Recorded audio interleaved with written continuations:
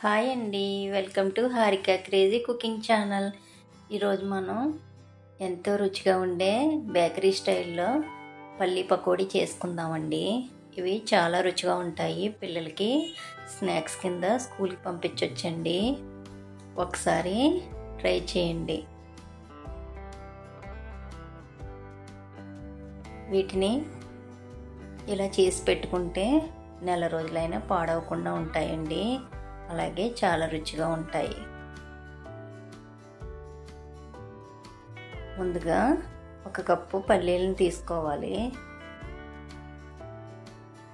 ఇందులోకి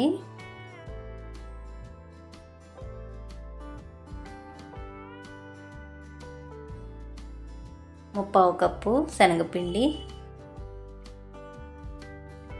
అలాగే ముప్పావు కప్పు బియ్యం పిండిని తీసుకోవాలి. ఇందులోకి కొద్దిగా అల్లం వెల్లుల్లి పేస్ట్ వేసుకోవాలండి. అలాగే కొద్దిగా గరం మసాలా పొడి కూడా వేసుకోవాలి. అలాగే కొంచెం పసుపు, సరిపడా కారం, తగినంత సాల్ట్ని కూడా వేసుకోవాలి. వీటన్నిటిని బాగా కలిసేలాగా ఒకసారి కలుపుకోవాలి.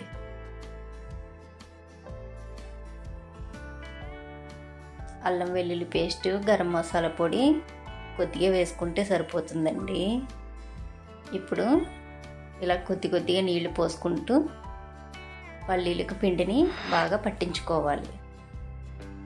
మనం పకోడీకి ఏ విధంగా అయితే పిండిని కలుపుకుంటామో అదే విధంగా వీటికి కూడా కలుపుకోవాలండి. ఒకసారి పల్లీ పకోడీని ట్రై చేయండి.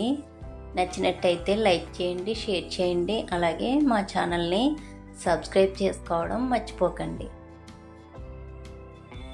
చూసారు కదా, పిండిని ఈ విధంగా కలుపుకోవాలి.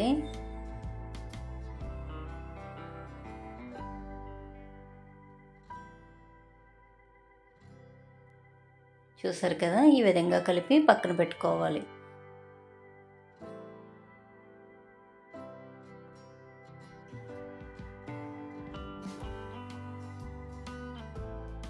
ఇప్పుడు స్టవ్ వెలిగించుకొని డీప్ ఫ్రైకి సరిపడా ఆయిల్ వేసుకోవాలి. ఆయిల్ వేడైన తర్వాత పిండిని కొద్దిగా తీసుకుంటూ ఈ విధంగా ఒక్కొక్కటిగా వదులుకోవాలండి.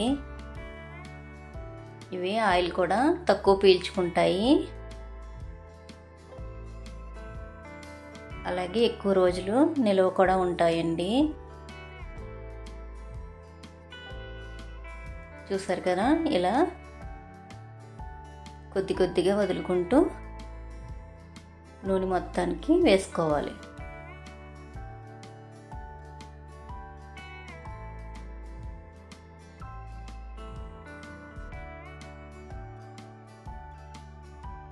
మనం బయట కొనే కంటే ఇలా ఇంట్లో చేసుకుంటే చాలా మంచిదండి. పిల్లలకు కూడా చాలా ఇష్టంగా తింటారు. చూసారు కదా, దీన్ని మీడియం ఫ్లేమ్లో పెట్టుకుని వేయించుకోవాలి.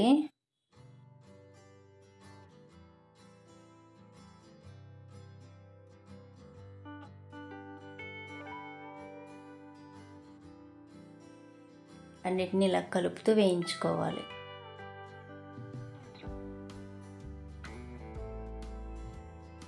మంటని మీడియం ఫ్లేమ్లోనే పెట్టుకుని వేయించుకోవాలండి.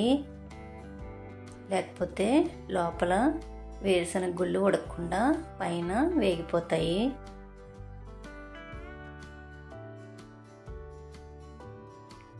ఈ పల్లీ పకోడీ చల్లరే కొద్దీ లోపల పల్లీలు గట్టిగా అవుతాయండి.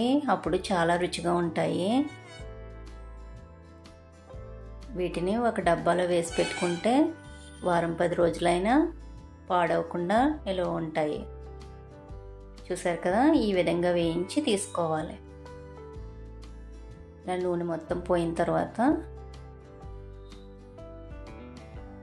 ఒక గిన్నెలోకి తీసుకోవాలి.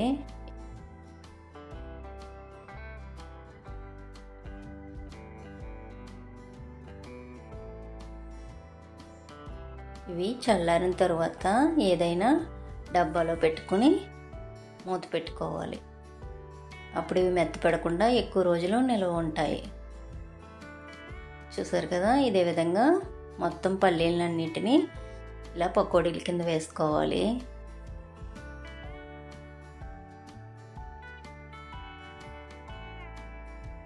ఇలా విడివిడిగా ఒక్కొక్కటిగా వదులుకోవాలండి.